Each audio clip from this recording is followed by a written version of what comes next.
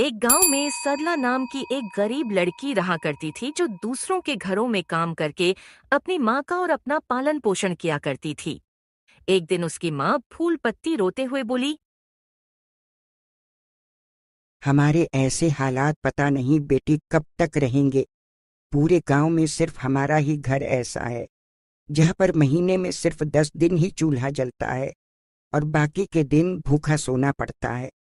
एक मैं भी बीमारी में लाचार कहीं काम नहीं कर सकती।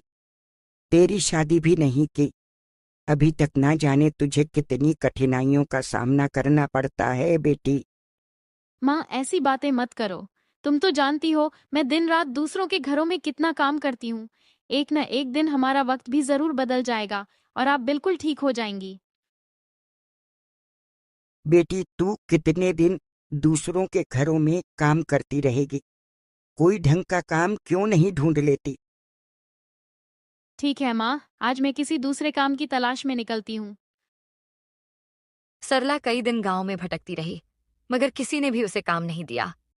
थक हार कर सरला सरपंच के घर पहुंच गई। मुखिया की पत्नी थोड़ी भली औरत थी। सरला, मैंने तुम्हें दूसरों के घरों में काम करते देखा है। मुझे तुम्हारी जैसी ही मेहनती लड़की चाहिए। समझ लो तुम्हारे बुरे दिन खत्म हो गए। आज से तुम हमारे भट्टे पर काम करोगी। एक दिन सरला काम करते करते थक गई। उसे बहुत तेज भूख लग रही थी। सरला ने बिट्टू के ढाबे के बारे में काफी सुन रखा था।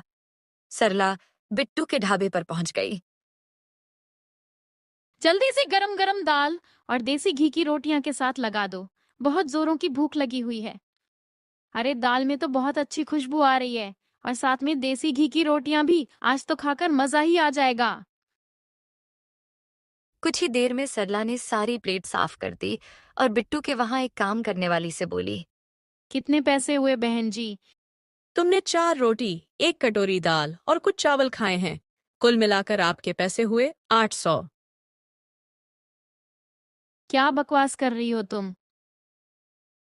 बकवास नहीं कर रही हूँ, खाने के पैसे मांग रही हूँ। 5 स्टार होटल है क्या? यह इतना महंगा खाना शहर के बड़े बड़े रेस्टोरेंट पर भी नहीं मिलता। मैं तो समझ रही थी कि इस ढाबे में खाना और ढाबों की तरह मिलता होगा। वैसे भी दाल रोटी की कीमत ज्यादा से ज्यादा 100 रुपए होगी। हर जगह पर यही रेट चल रहा है। तुम्हारा दिमाग तो ठीक है, जानती भी हो। यह ढाबा किसी ऐरे गैरे का नहीं, बिट्टू साहब का है। यहाँ पर बड़े बड़े विधायक खाना खाने आते हैं। और जब तुम्हारी यहाँ आने की औकात नहीं थी, तो फिर यहाँ मुंह उठाकर क्यों चली आई? सीधी तरह से पैसे दे। नहीं, मेरे पास इतने पैसे नहीं हैं। 800 रुपये तो मैं 15 दिन में भी नहीं कमा पाती। तुम्हें कहाँ से लाकर दूंगी? वह औरत बिट्टू ढाबे वाले को आवाज देती है।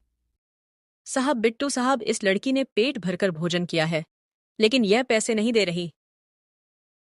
बिट्टू क्रोधित होकर सरला के पास आकर बोला। सरला, पैसे नहीं हैं तो खाना खाने के लिए यहाँ क्यों आ गई? यहाँ पर मुफ्त में खाना नहीं मिलता, पैसे लगते हैं पैक्किती। मुझे क्या पता था कि आपके ढाबे का खाना इतना महंगा मिलता है। मैं तो आपके ढाबे को और ढाबों की तरह समझ रही थी। तो यह तुम्हारी दिक्कत है, मेरी नहीं। तुम्हें यहाँ आने से पहले लोगों से पूछना चाहिए था। पैसे निकालकर काउंटर पर रखा। देखिए, अभी मेरे पास इतने पैसे नहीं हैं। आप ये 100 रुपये रख लीजिए और मुझे कुछ दिन की मोहलत दे दीजिए। मैं धीरे धीरे करके आपके सारे पैसे चुका दूंगी। मैं यहाँ पर लोन बांटने के लिए नहीं बैठा। इतना कहते ही होटल में काम करने वाली उस औरत ने सरला को धक्का मार दिया। ये तो आप मेरी बेइज्जती कर रहे हैं। तेरे जैसी भिखारी की कोई इज्जत नहीं होनी चाहिए, समझी? और सरला को धक्के मारकर ढाबे से बाहर निकाल दिया। शुक्र मानो मैंने तुझसे अपने ढाबे के बर्तन साफ नहीं कराए, क्योंकि तेरे जैसी भिखारण के हाथ मेरे ढाबे के गंदे बर्तनों से भी ज्यादा गंदे हैं। इसलिए तुझे छोड़ रहा हूं। आज के बाद मेरे ढाबे के आसपास कभी नजर मत आना। सरला वहां से रोती हुई अपने घर की तरफ चल दी। घर पर जाकर सरला की हालत देखकर उसकी माँ फूलपति बहुत भावुक हो गई। सरला ने रोते हुए अपनी माँ को सारी बातें बताईं। बेटी तुझे क्या जरूरत थी उस ढाबे पर खाना खाने की? माँ, मुझे क्या पता उनके ढाबे का खाना इतना महंगा होगा। मैं सारा दिन काम करके भूख से तड़प रही थी। बिट्टू ढाबे वाले ने मुझे बहुत जलील किया। माँ, वहां पर गांव के बहुत सारे लोग मौजूद थे जो मुझे मजाक उड़ाने वाली नजरों से देख रहे थे। ये सत्यानाश हो उन गांव वालों का। उन्होंने इतना सब हो गया और कुछ नहीं किया। लेकिन बेटी तू चिंता मत कर, हम इसकी शिकायत मुखिया से जरूर करेंगे। माँ, आप सही कहती हो। हमें बिट्टू को सबक सिखाना चाहिए, उसको सजा दिलवानी चाहिए। फिर अगले दिन सरला अपनी माँ को सहारा देकर मुखिया के घर पर चली गई और सारी घटना मुखिया और उसकी पत्नी को बता दी। फूलपति, इसमें दोष बिट्टू का नहीं, इसमें दोष तुम्हारी बेटी सरला का है। सारा गांव जानता है कि बिट्टू के ढाबे का खाना बाकी ढाबों से महंगा है। जब तुम्हारी बेटी को पता था कि उसके पास पैसे नहीं है तो क्या जरूरत थी उसे उसके ढाबे पर खाना खाने की। ये क्या मुखिया जी, आप बिट्टू की तरफदारी कर रहे हैं? तरफदारी नहीं कर रहा हूं फूलपति, जो सच है वह कह रहा हूं। अगर इनके पास पैसे नहीं थे तो क्या वह इनको कुछ समय की मोहलत नहीं दे सकते थे? उन्हें धक्के देने का अधिकार किसने दिया? आप उन्हें जाकर बोलिए। हाँ, यह बात तुम ठीक कह रही हो भाग्यवान। जाकर बिट्टू से बात करता हूं और उसकी ढाबे पर काम करने वाली औरत की भी खबर लूंगा। ठीक है सरला और फूलपत्ती, तुम चिंता मत करो। तभी सरला और उसकी माँ घर पर आ जाती हैं और सरला की माँ सरला से बोलती है। मुझे नहीं लगता कि मुखिया कुछ करेगा। साफ साफ दिखाई दे रहा था माँ की मुखिया बिट्टू के पक्ष में बोल रहा था। लेकिन मैं अपने अपमान का बदला जरूर लूंगी। मैं चुप नहीं बैठूंगी। बेटी तू क्या करेगी? तू अच्छी तरह जानती है कि बिट्टू धनवान है और वह कैसा आदमी है। उसकी गांव में पहचान भी बहुत है और हमारी पहचान सिर्फ लाचार बेबस माँ बेटी की है। हमारे पास तो खेती भी नहीं है। हम तो दूसरों के घरों में काम करके अपना पेट पालते हैं। हाँ, अगर हम बेबस है तो इसका मतलब ये नहीं कि मैं चुप हो जाऊं। आज अगर मैं चुप हो गई, मैंने कुछ नहीं कहा, तो गरीबों और लड़कियों के मुंह पर एक तमाचा होगा। मैं बिट्टू को दिखा दूंगी, अगर लड़कियां बकिया अपने पर आ जाए तो क्या नहीं कर सकती। इतना कहकर सरला घर से निकल गई। इधर मुखिया बिट्टू के ढाबे पर पहुंचकर बोला। तुम्हारी बहुत शिकायत आ रही है बिट्टू। इसकी इतनी हिम्मत जो मेरी शिकायत आपसे करें? सरला है ना, वह अपनी माँ के साथ तुम्हारी शिकायत लेकर आई थी मेरे पास। अरे तो उसने जलील होने वाले काम ही किए थे। मुखिया जी आप ही बताइए। मेरे ढाबे पर जाकर दाल देसी घी की रोटी और चावल तो बड़े चाव से खाए, और जब पैसे देने की बात आई तो आंख दिखाने लगी। जो भी हो, बिट्टू तुम्हें उसे जलील करके धक्के नहीं मारने चाहिए थे। और तुम्हारे ढाबे पर सरला ही नहीं बल्कि और भी कितने लोग जलील होकर जाते हैं। तुम्हारा यह दुर्व्यवहार कहीं किसी दिन तुम्हारे ऊपर भारी न पड़ जाए। अब ये बातें छोड़ो मुखिया जी। मैं आपको अपने ढाबे पर मुफ्त खाना इसलिए नहीं खिलाता कि आप गांव वालों की शिकायत लेकर मेरे पास आए। देख बिट्टू, मैं तुम्हें समझाने आया हूं। तुम क्यों नहीं समझते कि आज का दौर सोशल मीडिया का दौर है। कहीं किसी दिन किसी ने तुम्हारे गरीबों के खातिर व्यवहार का वीडियो बनाकर फेसबुक इंस्टाग्राम पर अपलोड कर दिया तो लेने के देने पड़ जाएंगे। फिर मैं भी कुछ नहीं कर सकता। इतना कहकर मुखिया वहां से चला गया। रात हो चुकी थी। फूलपति सरला के आने का इंतजार कर रही थी, लेकिन सरला अभी तक घर नहीं आई थी।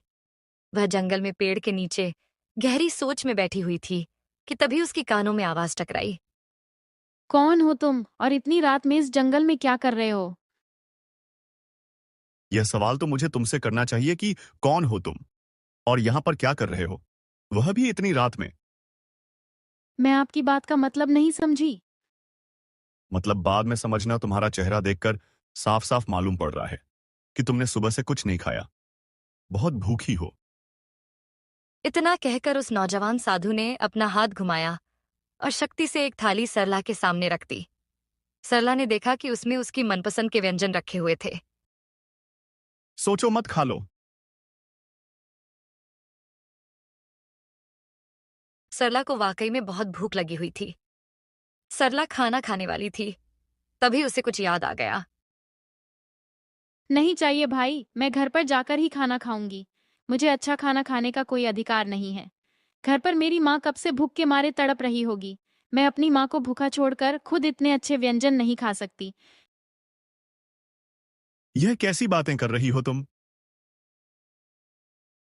तुम्हारा खाना खाऊंगी तो तुम मुझसे पैसे मांगोगे, और वह मेरे पास देने के लिए नहीं है।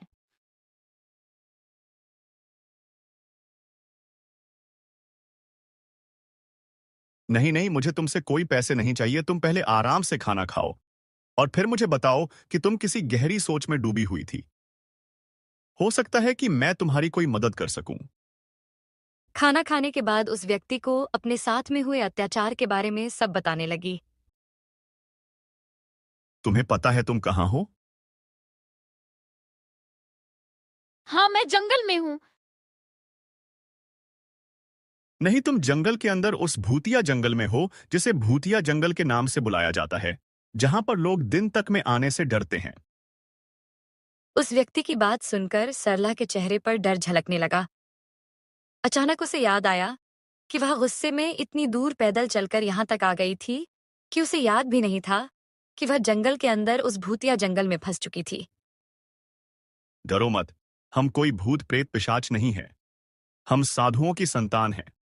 इस जंगल में सिर्फ साधुओं के परिवार ही रहते हैं। हम लोग बाहर की दुनिया से ज्यादा ताल्लुक नहीं रखते, क्योंकि हमारा सारा ध्यान ईश्वर की तरफ ही होता है। तुम्हारी बात सुनकर मुझे बहुत बुरा लगा। तुम बताओ, तुम क्या चाहती हो? एक ऐसा ढाबा खोलना चाहती हूँ जहाँ पर हर गरीब व्यक्ति 20 रुपए देकर अपना मनपसंद भोजन कर सके और उसके साथ अपमानजनक व्यवहार न किया जाए। अरे, इरादे के बारे में सोचकर मुझे बहुत अच्छा लग रहा है, वरना इस जंगल में पहले भी कई लोग आए और अपने लालची पने का सबूत देकर मारे गए। तुम पहली मनुष्य हो जिसे आदमियों की भूख का एहसास है। उस आदमी ने अपना हाथ जैसे ही घुमाया, उसके पास में एक कढ़ाई आ गई। उसने वह कढ़ाई सरला को देते हुए कहा, यह जादुई कढ़ाई है, याद रखना। इसके बारे में तुम सिर्फ अपनी माँ को बता सकती हो और किसी को नहीं। इस कढ़ाई के सामने खड़ी होकर तुम जिस भोजन का नाम लोगी, वह भोजन स्वयं इस कढ़ाई में आ जाएगा। मगर याद रखना, जिस दिन तुमने 20 रुपए से ज्यादा ग्राहकों से वसूले, उस दिन इस कढ़ाई का जादू समाप्त हो जाएगा।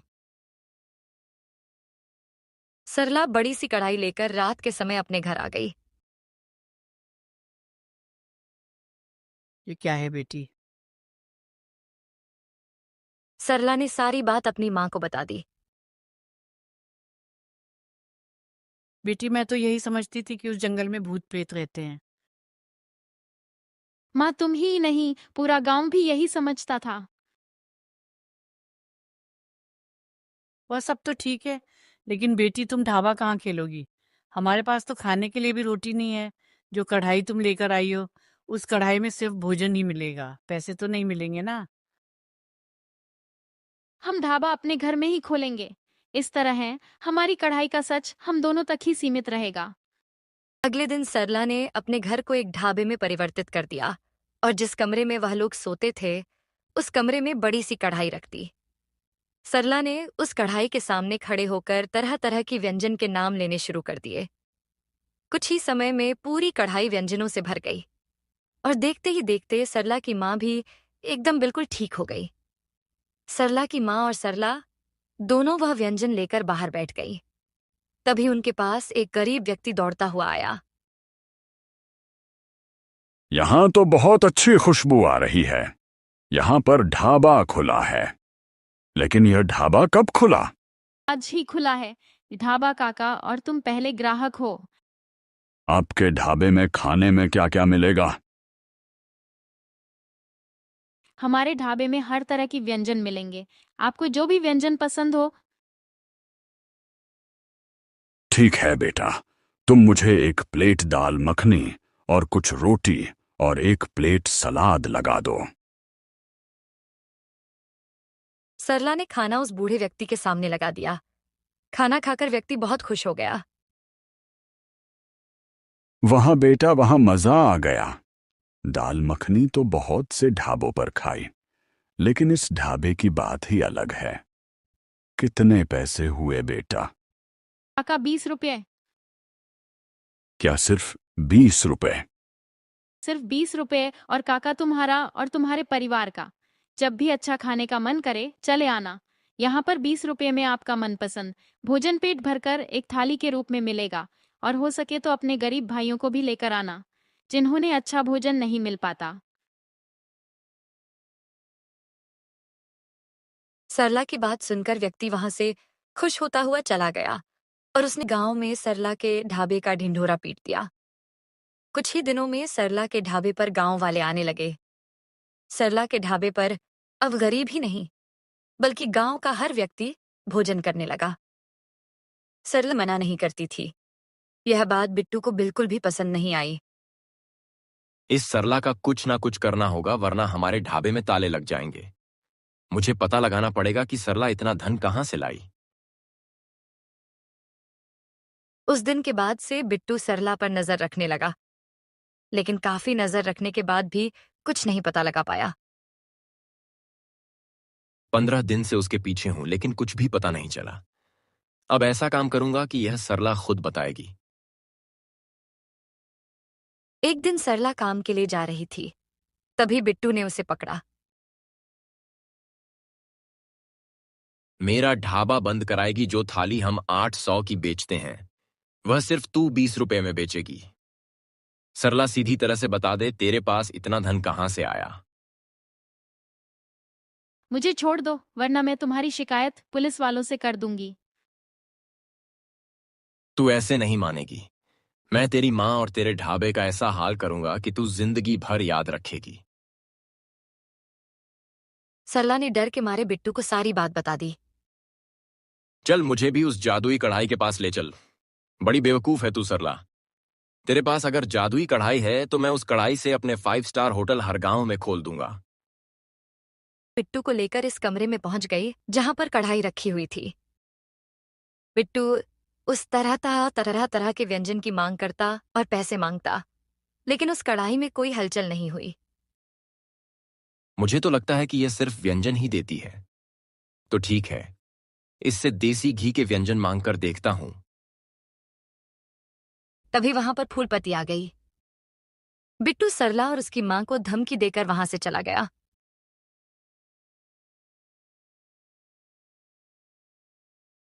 तभी होकर अपने दोस्त से बोला, सरला सच कह रही थी, वह कढ़ाई जादुई है। वह कढ़ाई के सामने तरह तरह की व्यंजनों के नाम ले रही थी और उस कढ़ाई में वह सभी व्यंजन आ रहे थे।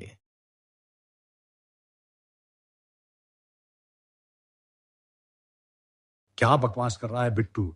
उस दिन उस जादुई कढ़ाई में तो कुछ नहीं आ रहा था। इसी बात को लेकर हैरान हूं। मुझे लगता है कि वह जादुई कढ़ाई सिर्फ सरला की ही बात मानती है। ऐसी बात है तो हम उस कढ़ाई में जहर मिला देंगे, ना रहेगा पास और ना बजेगी बांसुरी। और उसका दोस्त भेस बदलकर सरला के ढाबे में पहुंच गए, मगर तभी गांव का मुखिया और उसकी पत्नी पुलिस लेकर आ गया। गिरफ्तार कर ले इन दोनों को। हमें किस जुर्म में गिरफ्तार किया जा रहा है? क्योंकि तुम दोनों सरला के ग्राहकों की प्लेटों में जहर मिला रहे थे। मैं तुम दोनों से ही मिलने आ रहा था। मैंने तुम्हारी बात चुपके से सुन ली थी, वरना तुम दोनों तो अनर्थ कर बैठते। तूने बहुत अच्छा काम किया मुखिया। मुझे माफ कर दो सरला बेटी, मुझे अपनी गलती का पछतावा है। क्या मुझे तुम्हारे ढाबे पर कुछ खाने को मिलेगा? क्यों नहीं मुखिया जी, आप हमारे गांव के मुखिया हैं। आपके लिए तो मैं स्पेशल थाली बनाऊंगी, मगर सिर्फ 20 रुपये में। सरला के पास आज भी वही जादुई कढ़ाई है और सरला 20 रुपए की ही थाली बेचती है और बिट्टू अपनी सजा झेल की सलाखों के पीछे काट रहा है।